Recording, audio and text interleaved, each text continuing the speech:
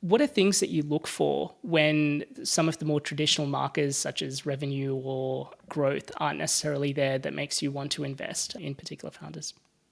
I always say speed of learning. Are they going up a vertical learning curve? And a sort of good analogy in my mind is the sort of basics of high school physics that you learn. So if you think of like distance, velocity, and acceleration, normally people just look at the distance, like how far has this person traveled in their career, and are they sort of traveled far enough to be able to start a company? And that, of course, you miss out on the sort of early career, no experience people because they're just looking for the distance. The velocity is how fast someone is learning, and that's a good predictor as well. And but sometimes someone is maybe mid their career, they're learning fast, but the sort of they've worked their way up and they've hit this ceiling on the acceleration. The acceleration of their learning is zero because they've reached like a ceiling. It looks fast, but it's not quite super fast. Versus the high acceleration, the rate of learning is growing faster and faster, and that I think looking for that acceleration. So even though the distance might be laughably small,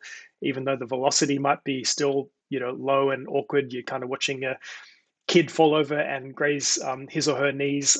You can still see that huge acceleration in the learning, and then you just have to be patient enough to let that play out over enough time, such that that's when they become the great founders that are celebrated in the media and so on. But looking for that vertical learning curve and that super high acceleration in someone early in their career.